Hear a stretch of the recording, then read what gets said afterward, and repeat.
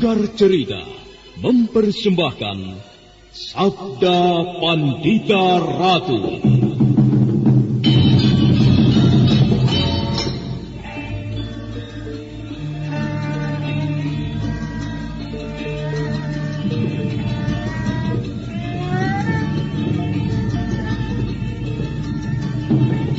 Kureguk anggur Mahadewa, kucicipi madu sabdanya. Bumi ku remas dalam genggamanku, matahari dan rembulan ku telan dalam perutku.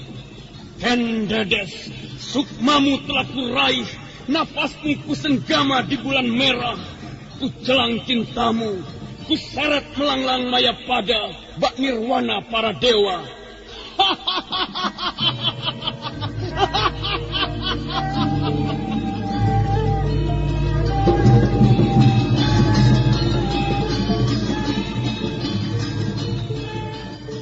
Apakah mungkin aku akan menjadi bunga yang bisa kau petik dan kau sunting? Sementara jika layu, akan kau campakkan begitu saja, seperti cermin retak yang tak berharga. Sabda Pandita Ratu, sebuah kisah penuh dilema, tragedi cinta anak manusia, perebutan tahta, mabuk harta dan duniawi, serta silaunya kehormatan, di mana keangkara murkaan merajalela karena dendam yang membara. Kisah ini berlatar belakang berdirinya Singasari. Ken Arok, dialah pemuda yang merekuk pahit getirnya kehidupan.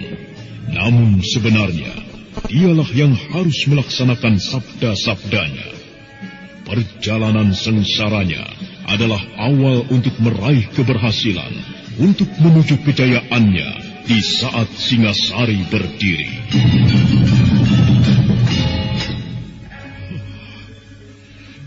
Kenapa ini harus terjadi? Oh, Dewata Agung, apakah ini karmamu? Tapi apa salah dan dosaku? Pinaka, maafkanlah aku. Kenapa sekarang aku baru tahu kalau kau adalah... Kutuklah aku, Dewata. Hukumlah manusia yang tidak tahu dosa ini. Pinaka! Pinaka Swasti Ratu!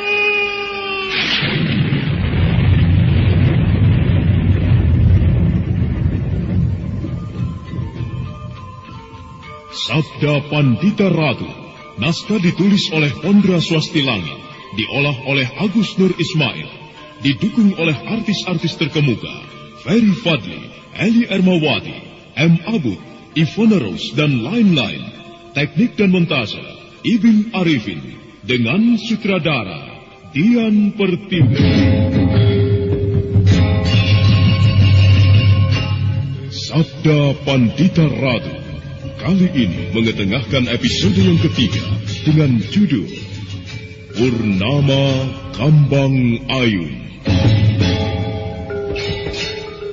Dalam seri yang ke-73 ini, dengan para pemain, Naryo sebagai Bocah Pradata, Suryadin sebagai Tranggana, Anas Sambayan sebagai Nyai Salindri, Margaret sebagai Ken Siwi Naraswari, Yoko sebagai Haryo Panumping, Elias sebagai Ki Ageng Pesanggaran, Iwan Dahlan sebagai Maisa Beranjangan, Andi Rishadi sebagai Biku Dewa Hastu, dan pembawa cerita, Asdi Suhastra.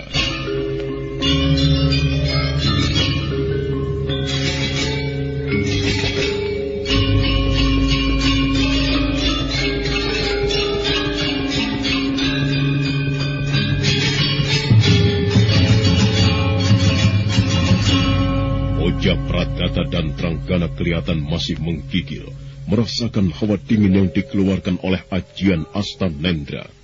Tetapi rupanya keduanya tidak tinggal diam menerima hal itu. Kemudian dengan menggunakan ilmu meringankan tubuh Bocah Pradata dan Tranggana jungkir balik ke belakang. Dan setelah itu, keduanya sekarang memasang kuda-kuda yang sama untuk melawan ajian yang dilontarkan Nyai Salindri. Sambil memejamkan matanya, dari telapak tangan kedua tokoh setengah tua ini mengepulah asap keputih-putihan. Sementara itu, Nyai Salindri yang melihat musuhnya akan menyerang, dia pun bersiap-siap sambil merapal ajian Astanendra tahap akhir.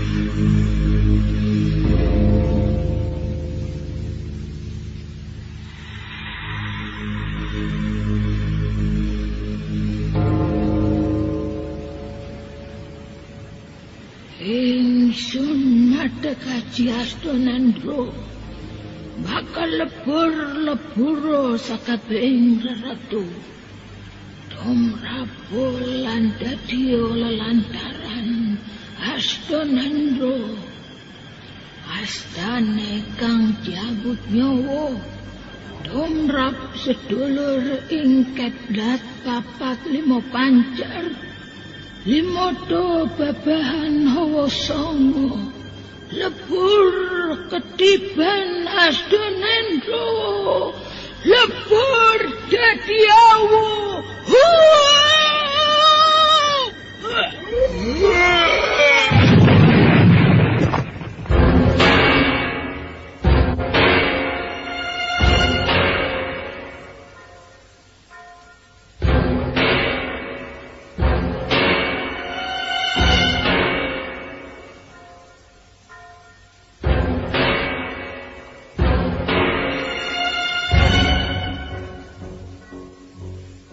Setelah beberapa saat menyiapkan ajiannya masing-masing, tak lama kemudian ketiganya pun melesat dengan cepatnya. Benturan keras pun terjadi. Tubuh Poca Pradata dan Tranggana terlempar beberapa tombak, sementara tubuh Nyai Salindri terlempar cukup jauh. Rupanya dua kekuatan yang tergabung menjadi satu itu cukup berat untuk dilawan oleh Nyai Salindri. Dengan tubuh yang terhuyung-huyung, Nyai Salindri mencoba untuk bangkit kembali. Sementara dia sekarang tepat berada di bibir jurang. Dengan separuh kekuatan yang masih berada di tubuhnya, perlahan Nyai Salindri bangkit. Tapi baru saja dia akan berdiri, tiba-tiba tubuhnya roboh, jatuh ke jurang air terjun.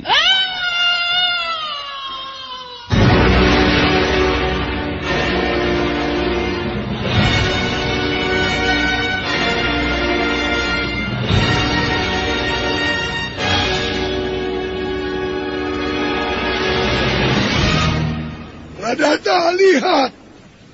Kurang ajar. Rupanya masih ada saja orang yang mau menolong perempuan renta itu. Keparat. Mau unjuk gigi rupanya manusia itu. Pradata, awas pisau terbang!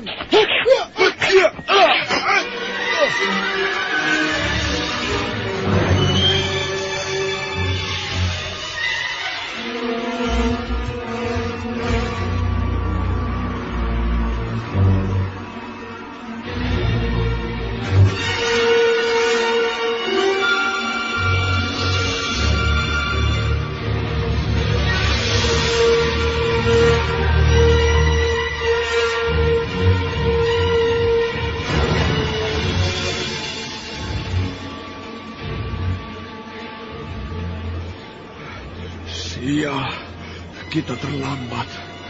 Dia masuk ke rimbunan pepohonan itu. Rupanya masih mempunyai nasib mujur juga nenek keparat itu. Tranggana, lihatlah pisau yang kutangkap tadi. Rupanya kuda pandang yang menolong Nyai Salindri. Keparat juga orang itu. Selalu saja ingin campur tangan. Lagi pula apa untungnya kuda bandang menolong nenek renta itu?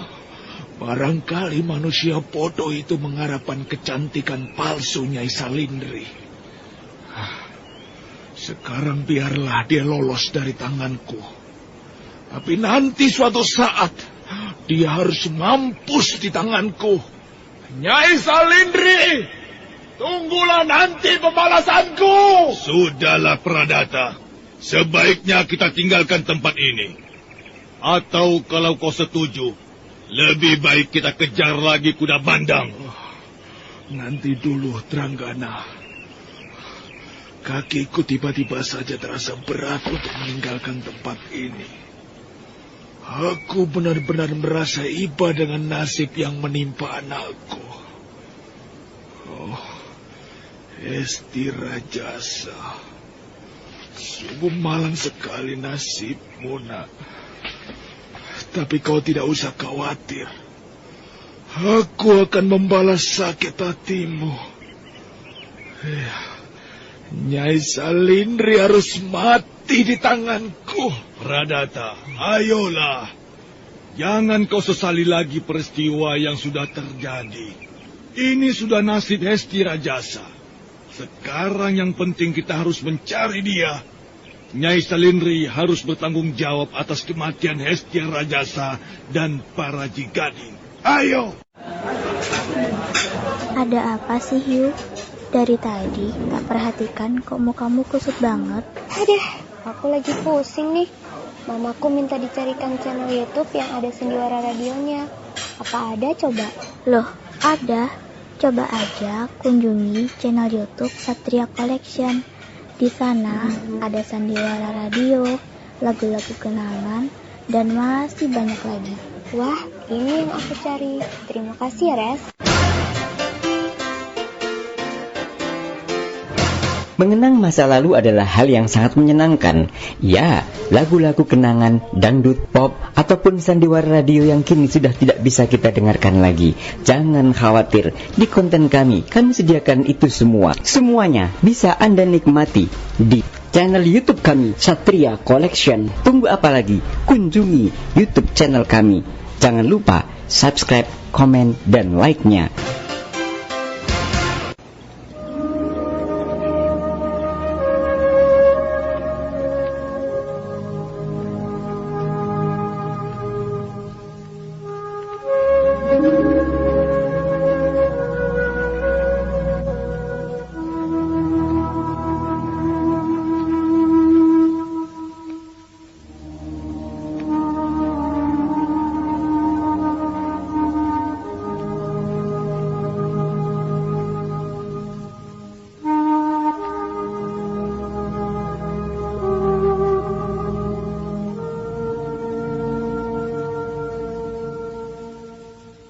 Akhirnya, dengan rasa berat, bocah Pradata pun meninggalkan tempat itu.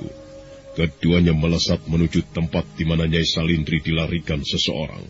Matahari terus beringsut dari tempatnya. Cahayanya menyiram pucuk-pucuk daun dan pepohonan yang ada di wilayah Kambang Ayun. Sementara Ken Siwi Nareswari dan Haryo Panumping pamannya kelihatan belum beranjak dari atas batang pohon itu. Keduanya nampak masih berbicara mengenai peristiwa tadi. Paman, benarkah orang yang menolong Nyai Salindri itu adalah Kuda Bandang? Oh, entahlah. Soalnya Paman belum tahu siapa Kuda Bandang itu. Paman hanya mengenal dia dari orang-orang yang sering membicarakan dia.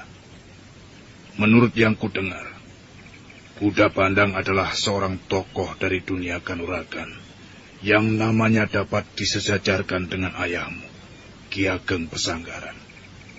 Kuda Bandang itu orangnya misterius.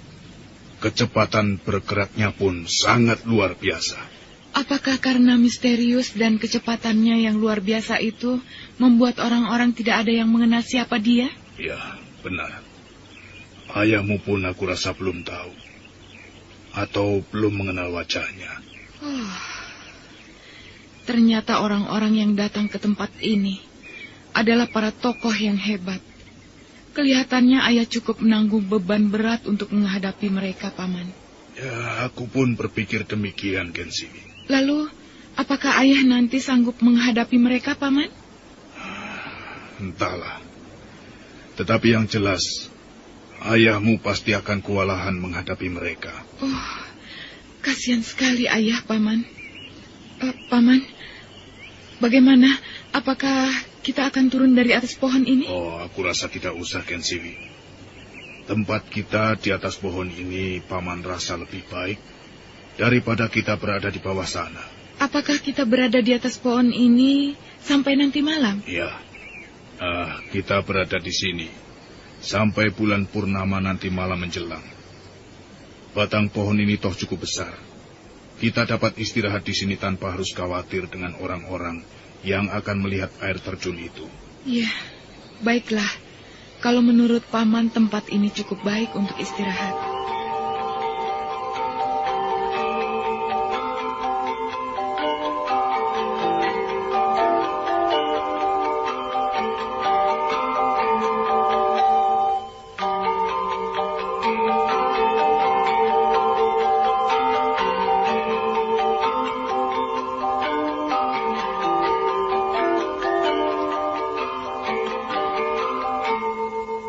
Waktu terus merayap, tanpa terasa matahari telah berada di atas kepala. Ketika keduanya tengah berbicara, tiba-tiba saja Ken Siwi dan Haryo Panumping terkejut melihat seseorang melangkah akan melewati bawah pohon yang mereka tempati.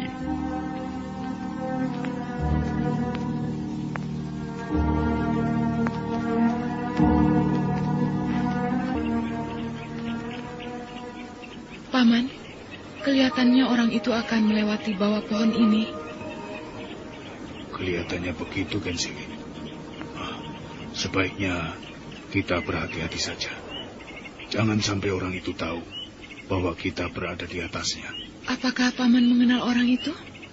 Kelihatannya orang itu buta, Paman. Aku tidak tahu siapa orang itu. Rasanya baru kali ini aku melihatnya. Kalau dilihat dari caranya berjalan, kelihatannya dia memang buta. Saya rasa dia pun tokoh sakti, Paman. Ya, aku rasa begitu, Ken Siwi. Sudahlah. Sudah. Jangan banyak bicara lagi. Biasanya orang buta ketajaman telinganya sangat peka. Paman, orang itu berhenti di bawah pohon ini. Celaka. Benar saja apa yang dikatakan Ken Siwi Nareswari. Orang itu sekarang berdiri di bawah pohon, di mana Haryo Panumping dan Ken Siwi berada di atasnya. Keduanya akhirnya tidak berkata-kata lagi. Yang terdengar hanyalah debaran yang tertahan. Perlahan Ken Siwi dan Haryo Panumping menarik nafas panjang. Apakah orang itu mengetahui bahwa aku dan Paman berada di atas? Kalau dia tidak mengetahuinya, lantas apa yang akan dilakukannya? Sebaiknya aku berhati-hati saja. Siapa tahu dia bermaksud buruk padaku. Paman, ya. Apa yang harus kita lakukan sekarang? Sebaiknya waspada saja, Ken Siwi. Sepertinya dia tidak bermaksud buruk pada kita. Lihat, Paman. Orang itu melukai batang pohon ini dengan jari-jarinya. Sepertinya jari-jari itu terbenam ke dalam batang pohon, Paman. Tenanglah, Ken Siwi. Jangan membuat hal-hal yang mencurigakan. Paman, orang itu sekarang pergi. Gerakannya sangat cepat sekali. Kelihatannya dia memang tokoh sakti. Paman pun melihat apa yang dilakukannya tadi, Ken Siwi. Paman tahu apa maksud dari orang itu melukai batang pohon ini? Aku tidak tahu. Tapi kita lihat saja nanti perkembangannya. Melihat dari caranya, sepertinya orang itu mengetahui bahwa kita berada di sini.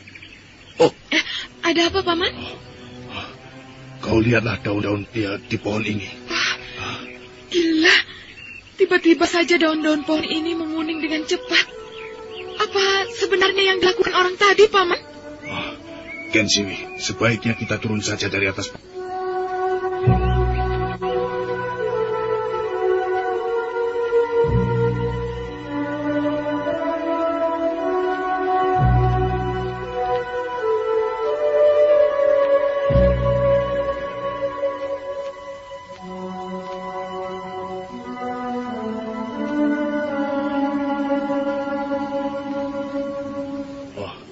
Ken Siwi, lihat ini. Gila, luar biasa sekali, Paman. Lubang bekas tusukan jari-jari orang itu cukup dalam. Baru hanya dengan tusukan jari-jarinya saja, daun-daun pohon ini rontok menguning dan hampir mati. Apalagi dia melakukan sesuatu, mungkin akan lebih dari ini. Bodoh sekali aku ini. Aku baru ingat. Ya, Orang itu adalah Sabalangit. Sabalangit? Ya, Sabalangit. Ajian yang digunakan merontokkan daun-daun pohon ini bernama Wajah Taksaka. Wajah artinya besi atau gigi, dan Taksaka adalah racun dari ular terbang. Paman sendiri tidak tahu kebenarannya tentang ular terbang itu. Tapi yang jelas, Taksaka adalah racun ular terbang. Kalau begitu, Wajah Taksaka adalah gigitan racun ular terbang? Ya, begitulah. Semula Paman mengira ajian itu telah punah.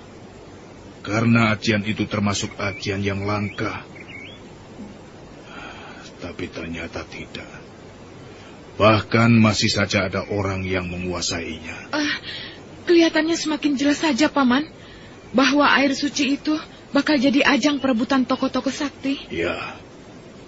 Dan orang yang paling berat untuk dihadapi adalah Ki Sabalangit. Mudah-mudahan saja jika ayahmu menghadapi para tokoh sakti, mendapatkan perlindungan dari Sang Hyang Agung. Iya, saya pun berharap demikian, Paman.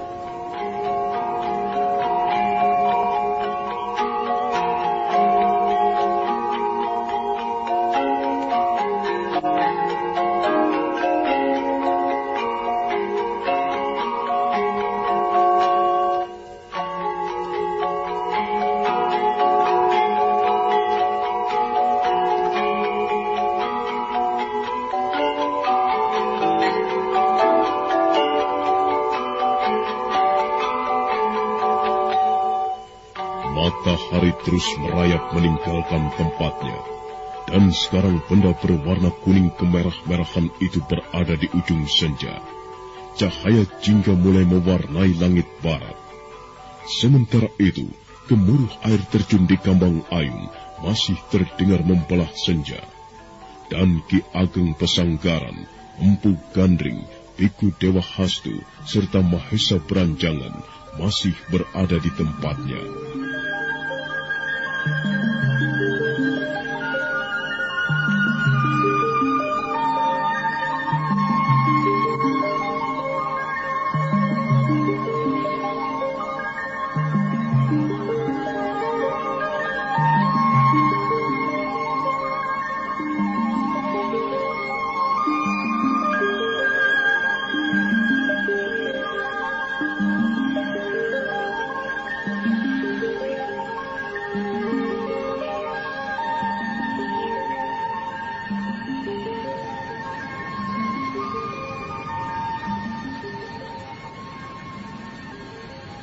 Ayah, kelihatannya ayah gelisah sekali. Baru kali ini saya melihat ayah seperti ini. Kalau boleh saya tahu, apa yang ayah pikirkan?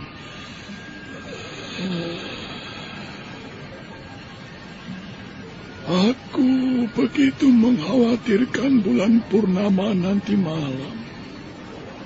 Karena aku yakin di tempat ini akan terjadi pertumpahan darah. Dan ini sangat sulit sekali untuk dicegah. Lalu, kenapa kehadiran ayah di tempat ini seolah-olah sangat menentukan? Iya, karena kehadiran ayah di sini tidak seperti para tokoh lain yang berniat memiliki air suci itu. Dan lagi pula, ayahlah orang yang mampu menampakkan air terjun itu. Kalau saja ayah tidak berada di sini, mungkin air suci itu akan jatuh ke tangan tokoh-tokoh sesat.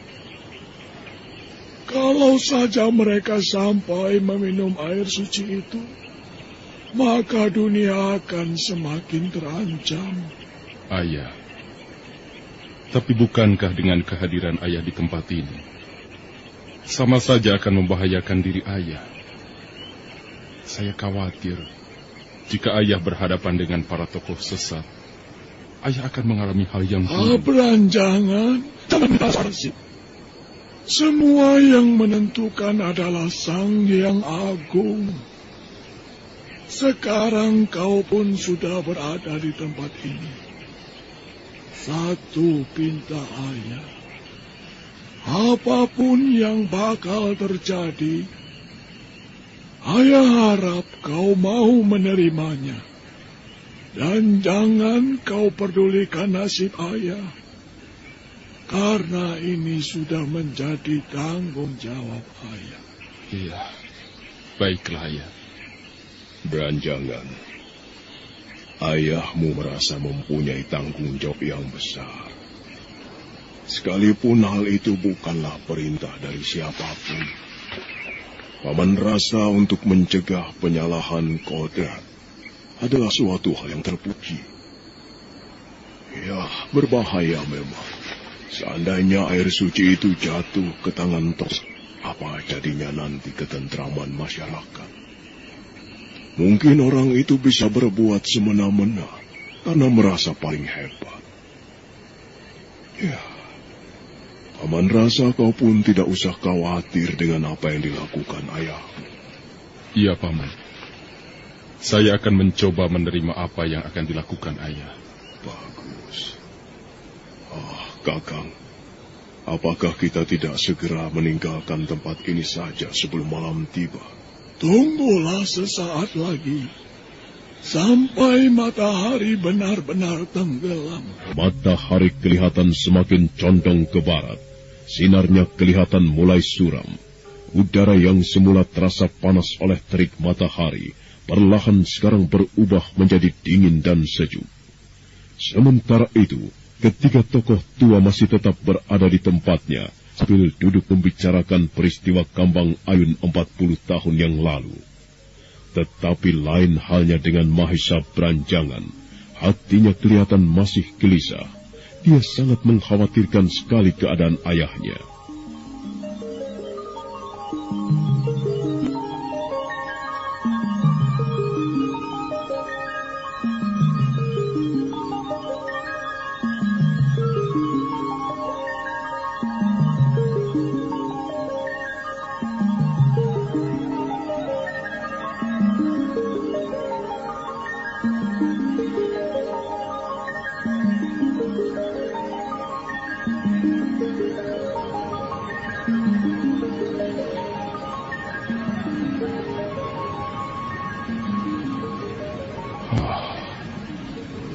Sekarang yang merasakan gelisah ternyata bukan ayah saja, tetapi aku pun merasa kegelisahan itu. Aku seakan-akan sudah bisa membayangkan peristiwa yang bakal terjadi dan tidak bisa dihindarkan ini. Sang Hyang Agung, lindungilah ayahku. Kalau sampai ia berada dalam bahaya, aku berharap kau mau menyelamatkan jiwanya. Sebentar lagi malam akan tiba, dan bulan purnama akan muncul. Entah dengan aku sendiri, apa yang aku harus lakukan di tempat ini.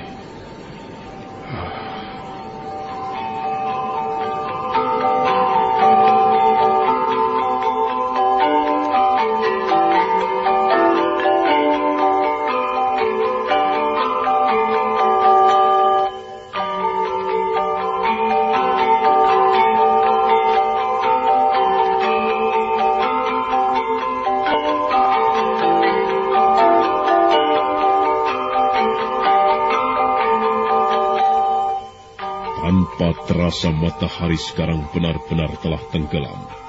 Dan perlahan sekali bulan purnama muncul di sisi timur Kambang Ayun. Sementara serangga malam satu persatu mulai bersenandung. Sambil menarik nafas panjang, Ki Ageng Pesanggaran pun bangkit dari tempat duduknya, memandang ke arah munculnya bulan purnama.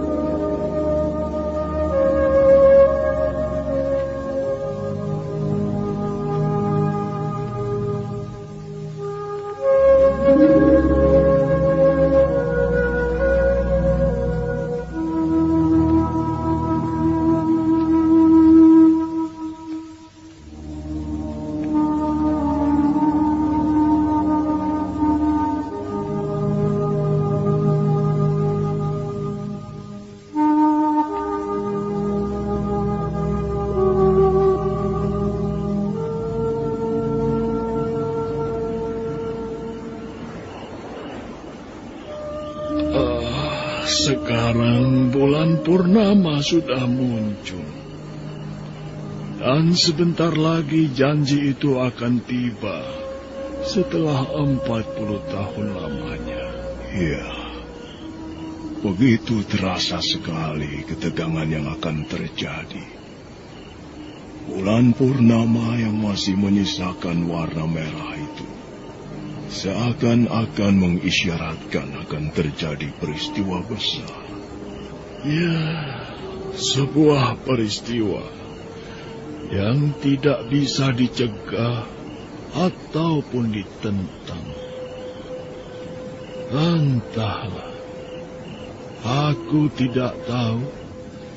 Tiba-tiba saja aku sekarang merasa berada pada 40 tahun yang lalu. Ya, mungkin karena Kakang masih mengingat peristiwa yang pernah Kakang alami. Ya, aku rasa demikian.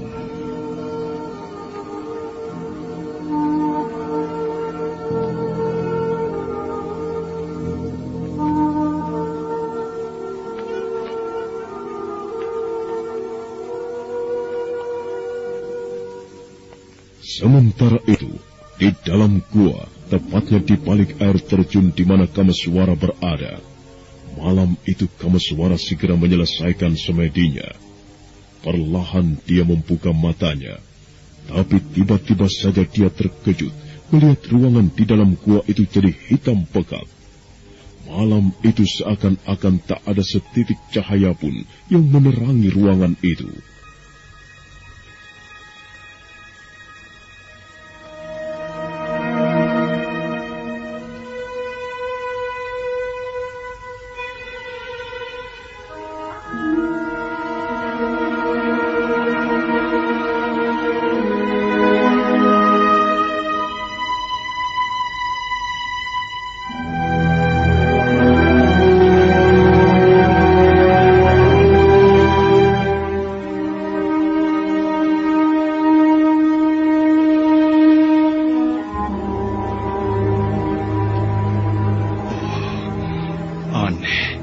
Ruangan ini tiba-tiba saja menjadi gelap. Apakah karena malam sudah tiba? Tapi tidak mungkin. Sekalipun malam telah tiba, bukankah ruangan ini diterangi oleh 5 buah obor? Jangan-jangan mataku telah buta.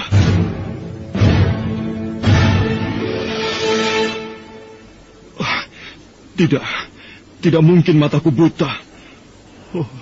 Sang Hyang Agung, apa sebenarnya yang tengah terjadi pada diriku? Kenapa tiba-tiba aku tidak bisa melihat?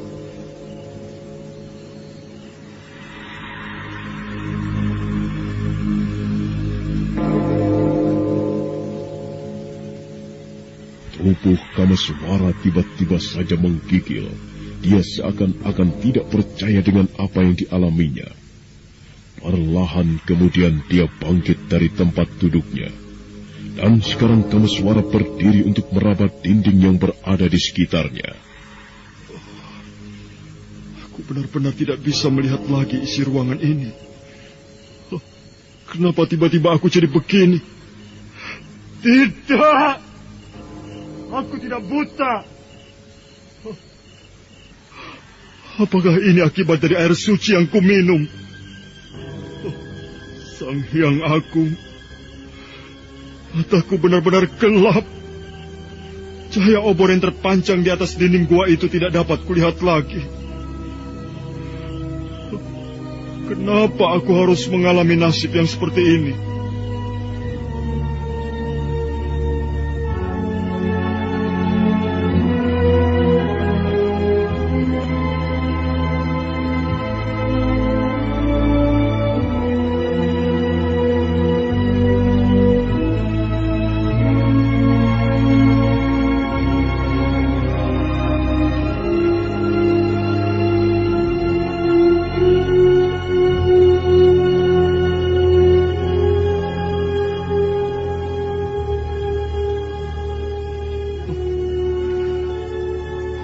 Ada sesuatu yang tidak wajar di dalam diriku. Kalau begitu, aku akan melihat ruangan ini melalui kekuatan batinku. Hup!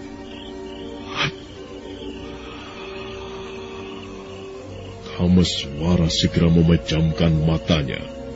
Kemudian dia pun memusatkan pikirannya pada satu titik. Setelah beberapa saat kemudian, Kameswara menarik nafas dalam-dalam. Dan setelah itu, Kameswara merasakan sesuatu dari semedinya. Oh, ternyata benar dugaanku. Di dalam tubuhku ada sesuatu yang menghalangi mataku.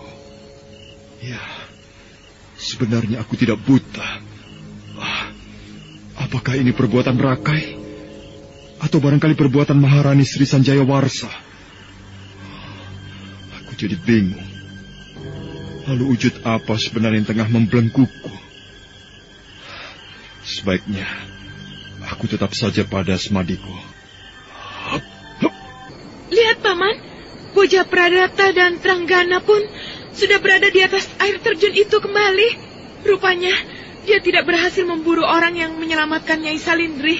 Ya, orang-orang itu sudah mulai berkumpul mengelilingi air terjun itu. Lihatlah, wajah mereka kelihatan tegang sekali. Kelihatannya mereka tak ada yang mau mendahului untuk saling merobohkan. Mereka semua diam. Kenapa, Paman? Mereka semua mempunyai perhitungan masing-masing, Kensini. Sekalipun semuanya diam, namun di dalam hati mereka mempunyai kecurigaan dan saling menunggu.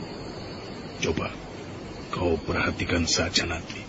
Bulan purnama sekarang telah berdiri tepat di atas air terjun Kambang Ayun. Cahayanya nampak terang dan sejuk. Sementara orang-orang yang telah mengelilingi air terjun Kambang Ayun itu, tak ada yang mau bicara barang sedikit pun. Mereka semuanya diam. Yang terdengar hanyalah deru air terjun dan nyanyian serangga malam. Sementara itu di tempat lain, Nyai Salindri nampak tengah berbicara dengan laki-laki yang menyelamatkannya, yaitu Kuda Bandang.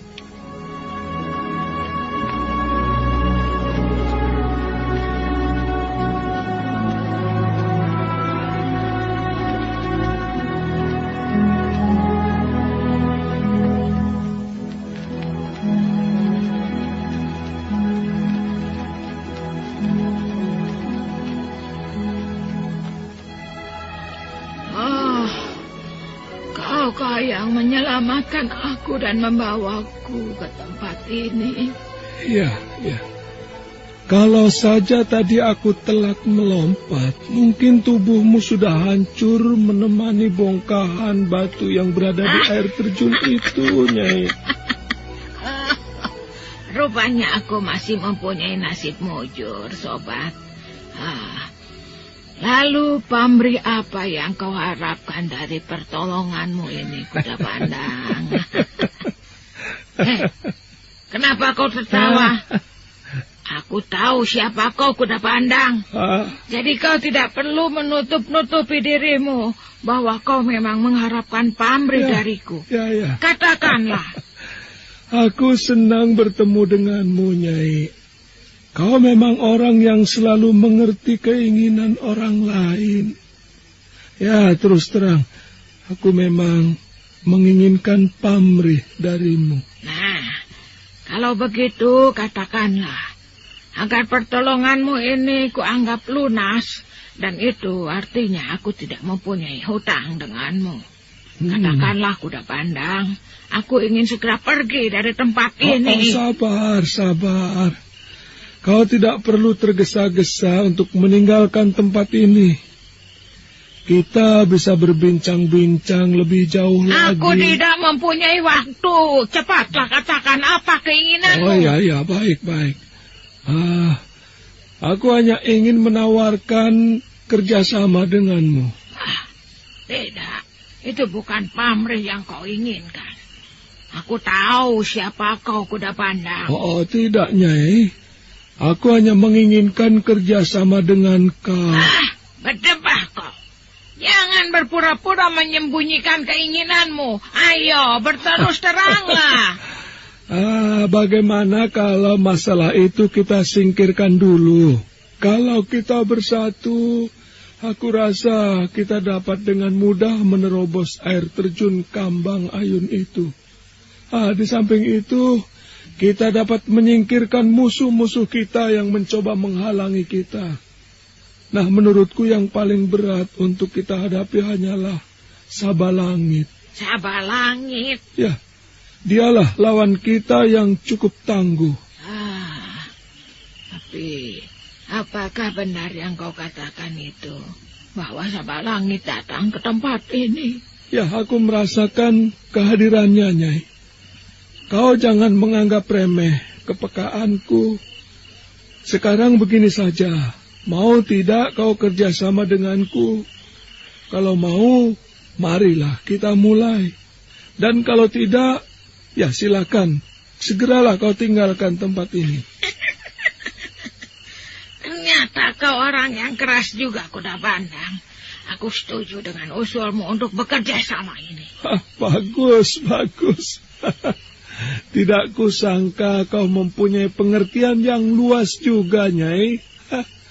Aku yakin dengan bersatunya kita akan menjadi orang yang kuat dan tidak mudah untuk disingkirkan. Dan yang paling menggembirakan, ya, air suci itu pasti akan jatuh ke tangan kita. Jangan dulu merasa berhasil dengan impianmu itu, Kuda Bandang. Aku setuju kerjasama denganmu, tetapi aku mempunyai syarat yang harus kau penuhi. Apa syarat itu, Nyai? Syaratnya sangat mudah sekali. Aku hanya ingin tidak mau dikhianati, itu saja.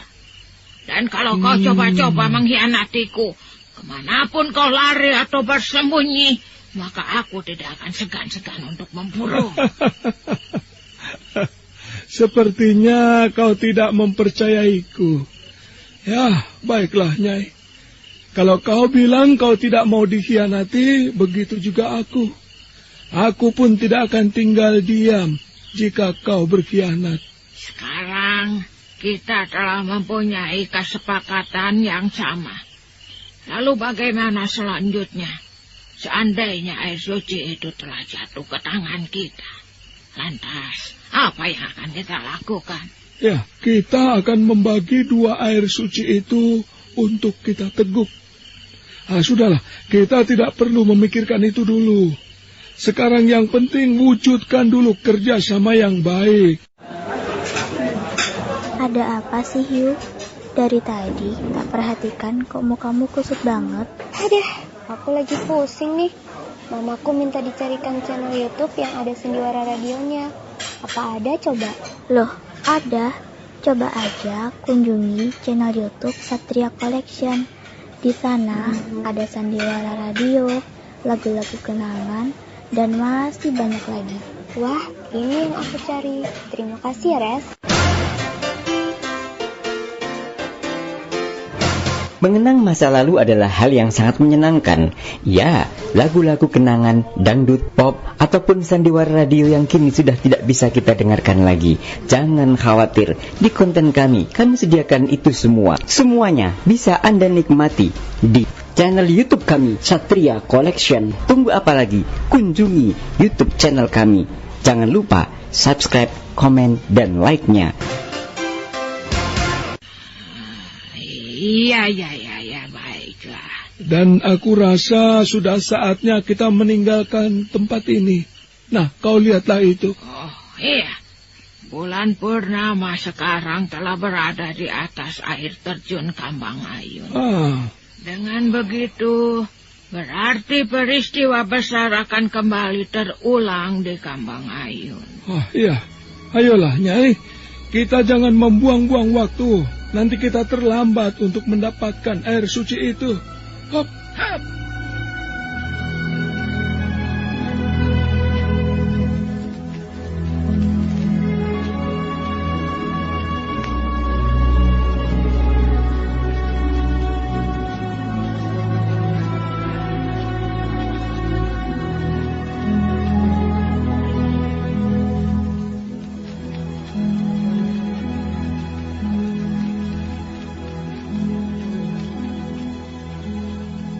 Keduanya pun segera meninggalkan tempat itu. Keadaan kembali menjadi sunyi lengang. Sementara itu, Di air terjun Kambang Ayun, para pendekar dari berbagai aliran masih berdiri, bersiap-siap menunggu sesuatu yang bakal terjadi.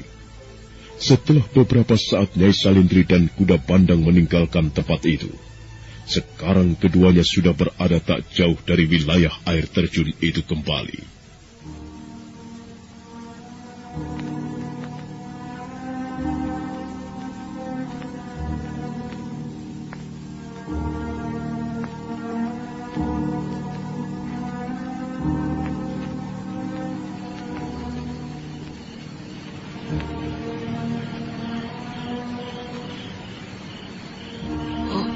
Rupanya orang-orang sudah berkumpul di tempat ini. Iya, dan rata-rata dari mereka bukanlah orang-orang yang mempunyai ilmu rendah. Tapi, kenapa Kanigara belum juga menampakkan diri?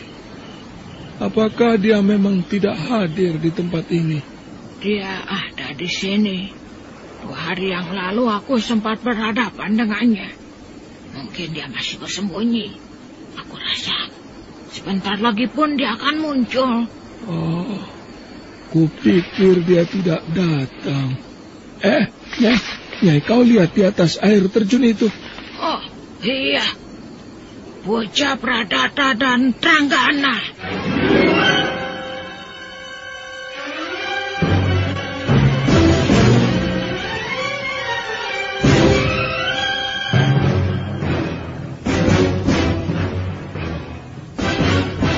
Nyai Salindri sempat tersentak juga melihat bocah Pradata dan Tranggana sudah berada di tempat itu kembali.